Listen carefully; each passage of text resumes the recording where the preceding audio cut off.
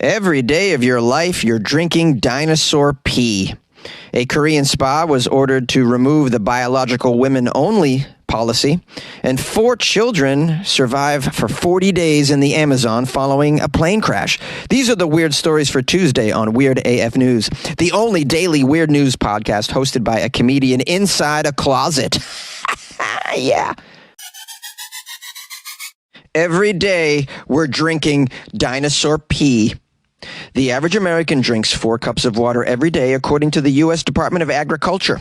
That is far short of the recommended 8 glasses of water every day, which is what they recommend. Well, you don't have to make me feel bad about it, U.S. Department of Agriculture. I'm doing my best with the 4 cups of water every day as an average American. I'll step it up. I'll step up my game. Maybe I won't step up my game if I'm drinking dinosaur urine.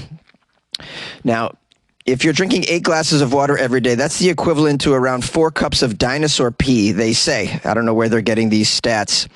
The water doesn't look yellow coming out of my tap in Los Angeles.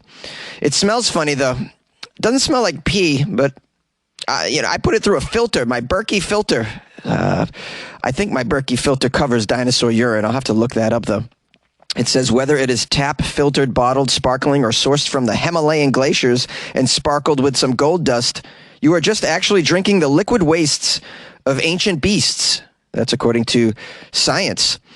A video explaining this theory on YouTube says a very small percentage of all the water in our world is available for drinking purposes, but it is still a huge amount of water to provide for the needs of every human being that has ever walked on the surface of the earth for the last 200,000 years.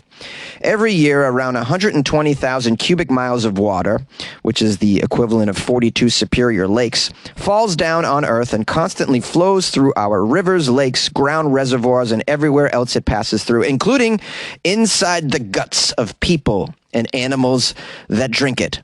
That's quite shocking and disgusting to know that I'm drinking rat pee and bat pee. Even worse, I probably drank a little bit of pee that came out of Hitler. Oh no. I can't bear the idea that I'm drinking Hitler urine. Some of us are anyways.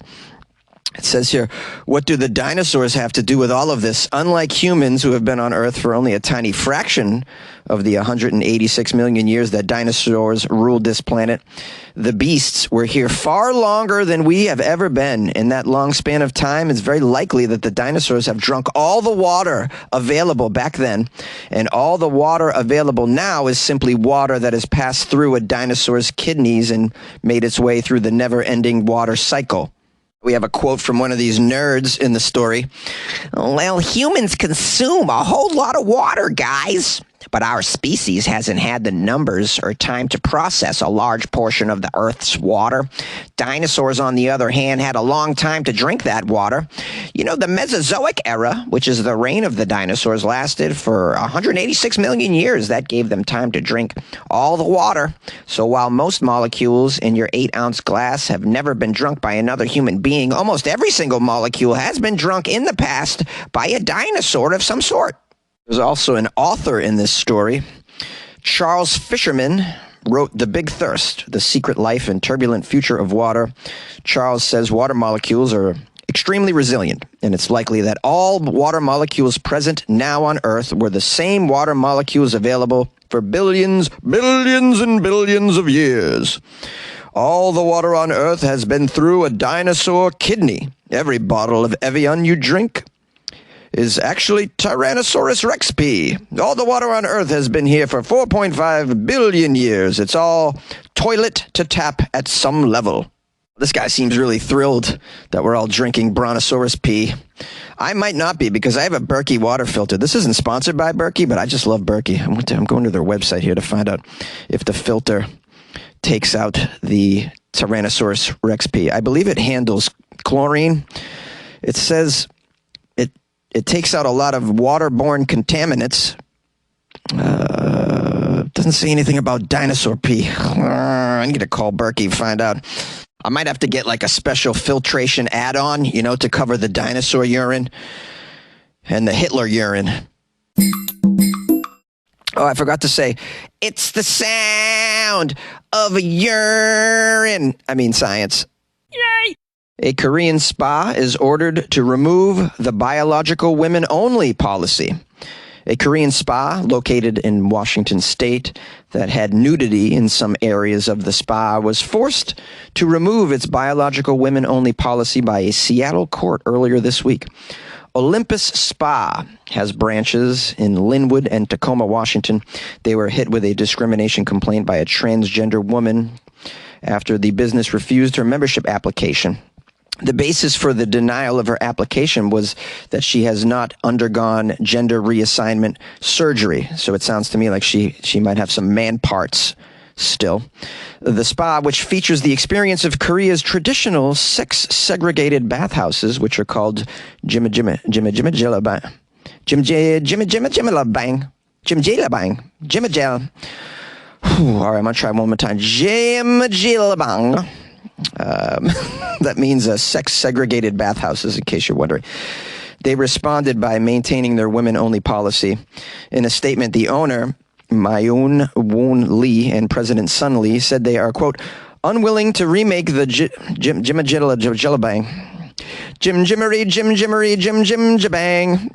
that they've worked very hard over many years to build and preserve this particular specific spa simply for the sake of promoting gender neutrality. They will not remake their spa. They also cited their Christian faith in their decision to keep the policy. Okay, well, you're right. Everybody's dragging Christianity into it. At that point, it's really unnecessary. I mean, I think we could just go with biology here. If you got a penis, you probably shouldn't be allowed in the women's only changing area. I mean, that might upset some of the customers. But let's keep reading. I mean, I'm open to be convinced otherwise.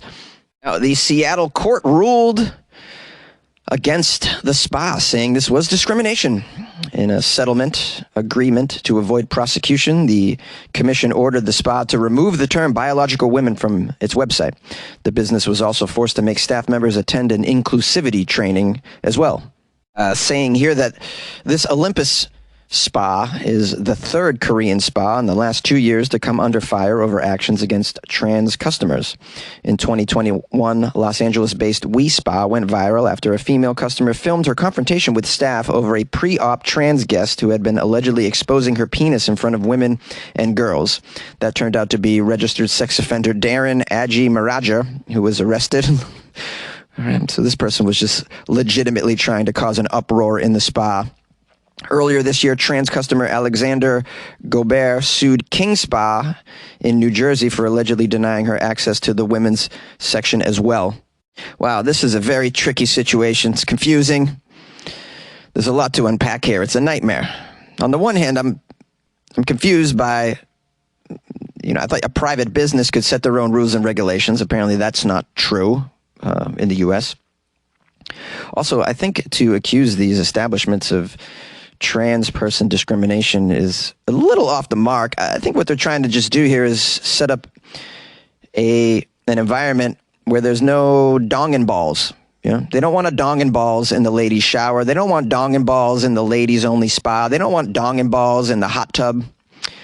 And ladies want that too, clearly. Otherwise, they wouldn't sign up for a women-only spa, which I do see them. And I think there should be places where they can avoid a dong and balls, personally. Naturally, that might make some of them uncomfortable, and they're paid members of the establishment. And, there are other places that a dong and balls person can go and derobe and hang out in spas. There are other businesses that cater to that. And so to force a women's only establishment to make some changes and to, hand down fines and whatnot, I don't know. I just don't like it. Maybe you guys disagree. Call the show 646-450-2012. Want to create a podcast? Spotify's platform lets you easily make, record, and distribute a podcast everywhere, even earn money all in one place for free. It's called Spotify for Podcasters. Record and edit on your phone or your computer, distribute it to Spotify and everywhere podcasts are heard. They even have video podcasting options. Spotify for Podcasters allows you to earn money with ads and subscriptions as well. Best of all, as I said, free. Try it. Download Spotify for Podcasters or or go to spotify.com/podcasters to get started. And good luck with your podcast. Good luck with your life, man. Yay! After a plane crash, 4 children survived for 40 days in the jungle. The story is from Colombia. 4 indigenous children who disappeared 40 days ago after surviving a small plane crash in the Amazon jungle were found alive, Colombian authorities announced, ending an intense search that gripped the nation. The children were alone when searchers found them and are now receiving medical attention, thankfully. We have the president of Colombia, Gustavo Petro, who told the media that the youngsters are an example of survival and that their saga will remain in their country's history. What a miracle. How did they survive? It says here, cassava flour and some familiarity with the rainforest's fruits were key to the children's extraordinary survival in an area where snakes, mosquitoes, and other animals abound. Cassava flour. Got to look up cassava flour. It says here it's a gluten-free flour made from the tuber cassava, which is native to South America and grown in tropical and subtropical environments. Oh, these crafty kids using what they find in the forest to keep on going, making cassava flour mango cakes or whatever they were doing. These kids are from South America. It says they're indigenous, so they have some knowledge of the flora and fauna of the Amazon jungle, I assume. If this was American children, they wouldn't have lasted one day. It's just, they can't last a day without their TikTok. Never mind. Figure out how to make cassava cakes in the Amazon. All right. It says also here, members of the Huitoto people. That's what they were. Huitoto, part of a tribe. They were 13, 9, 4 years, and 11 months old. There was an 11-month-old baby with them. They are expected to remain for a minimum of 2 weeks at a hospital, receiving treatment after their rescue. President assures everyone the children's condition is very acceptable. They are, of course, being rehydrated and can't eat food yet, it says. They were traveling with their mother from the Amazonian village of Araraquara.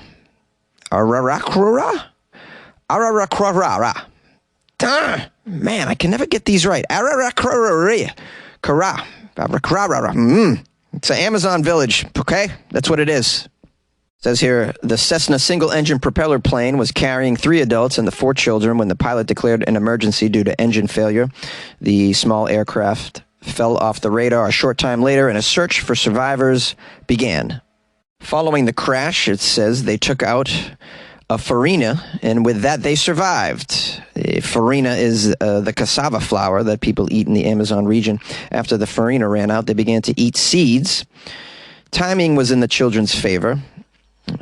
They say the youngsters were also able to eat fruit because the jungle was in harvest season. Lucky for them.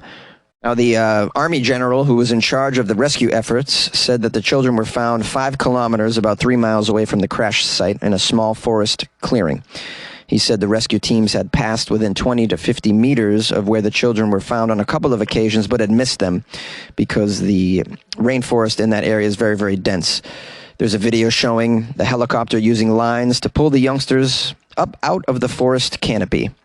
It says here they actually found the wreckage of the plane only 2 weeks after the crash, and along with that, they recovered the bodies of the 3 adults that were on board, but the small children were nowhere to be found, thus beginning their hunt in the forest for them. And fortunately, the finding and the eventual rescue of the children, which is a feel-good story here. I like that. Sadly, the adults all perished, but the children were found, and they're going to be okay. I love stories like this, and the perseverance of small children. I mean, we're talking all of them 13 years and younger to survive over a month in the Amazon. This is just unbelievable, and I'm grateful. Do you promise the news? The whole news, nothing but the news. Oh, that's right. And it's weird, baby. How you guys doing? Just checking in with you, checking on your temperature. You feeling good? All right, you enjoying this Weird AF News episode? I hope so. If you haven't subscribed yet, please consider doing so, but just be aware it's weird news 5 days a week and on Friday only from Florida. So that's what's going on here. Some of the jokes are good and they land. Other jokes, they're not so great. I admit it. I know what I am. I know what I'm doing. I don't have the money to hire writers yet. Okay, so, but if you want to change that, you can go to my website, weirdafnews.com, and buy Jonesy coffee, and at least keep me caffeinated enough to try the jokes. So that's helpful. You can also join the Patreon. That's a good way to support the show. Patreon.com/WeirdAFNews, or download the Patreon app on your phone. Do a search for Weird AF News and support the show that way. Or do none of those things and just listen and be a person. That's pretty cool, too. What else did I want to say? Oh, I got some phone calls. I'm going to publish some messages from listeners. I get voicemails from them, and you can leave a voicemail yourself if you'd like. The number is 646-450-2012. Don't be shy.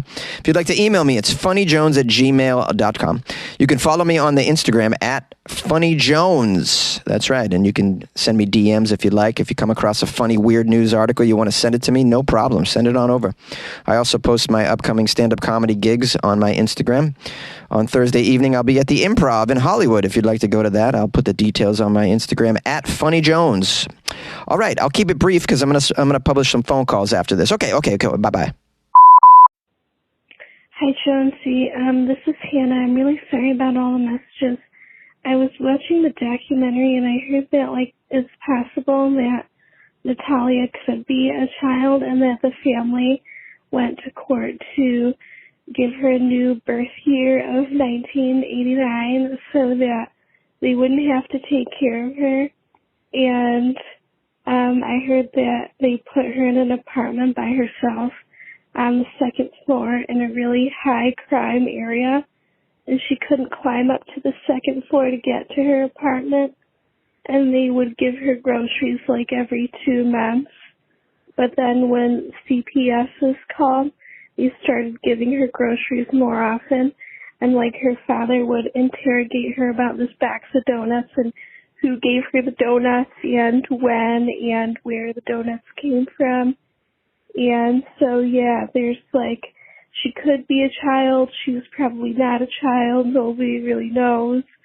But either way, the family treated her really badly. And I also heard that, they beat her, and that was possibly why she was threatening them with a knife and trying to kill the mom and, urinating on her siblings and throwing their toy cars into the street. So who knows? I mean, either way, the family treated her badly, and you shouldn't mistreat someone whether they're an adult or a child.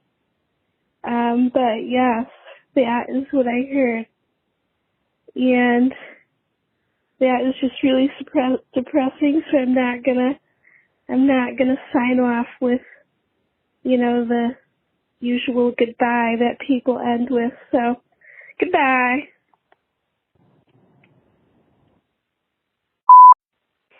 Jonesy, Moon Juba here. Oh man, your callers are so weird. I mean, Hannah, honey, I don't think you have ADHD. There's nothing hyperactive about you. But I do understand the whole, not being able to hang on every word. And sometimes I have to listen to, your news a couple of times. And then I forget and I have to listen again, and I have to make sure that I'm not impaired. So, that might take a little while, but, yeah. Hey, I do know one thing. If you can find a hill to fall off and die in Alabama, then good luck with your life, man. Konnichiwa, Jonesy. This is Toshiyuki Nino, and I am the man whose business you spoke about yesterday on your podcast. I am the Japanese man who built the business called Exit. I create exit strategies for Japanese people who are too embarrassed to leave their job, too shy, too timid, and my last name is Nino, but I come in like El Nino. I come in like a wrecking ball. Now, you might be wondering about my name and my background. Well, my parents were diplomats in the United States of America, and they were there until I was 10 years old. So I was raised American with a Virginian accent, and my parents emigrated back to Japan. And so I have this accent because of where I was raised, and I was a little bit out of place in Japan, but I retained this accent. Now, you might be expecting me to speak like, oh, thank you very, very much. I am Japanese, and I will kowtow to you and be very, very timid and speak to you like I'm, like instead of R, they say L and say very, very much and have a jolly, jolly J. And no, that ain't me, Jonesy. I come in like, just like you said. When I come in, I kick down that door and I say, take this job and shove it, pretty much like you said. I've got power of attorney for my clients, and when I come in there, I can sign any paperwork. I come in like a wrecking ball. They call me not Toshiyuki Nino. I come in like El Nino. And when I come in there, I'm raising hell and spitfire, and they know their client has quit. You talked about Kuroshi. Well, that's where people are worked till the end of their death, until the end of their lives, and they don't have any spirit left because their bosses have demeaned them and sucked any energy out of them and any spirit. They work them till they die.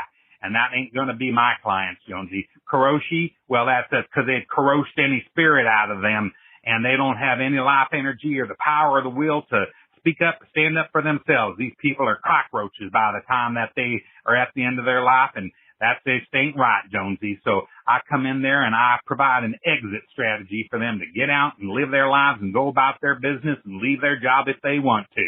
Now, I ain't into this part of the business where they're breaking up with their girlfriends, but if they want to leave their job, I guarantee that they can do it. And by the time I leave, their bosses know that they done quit. So anyways, if you want to leave your job, and you can contact Exit, because we got the exit strategy for you.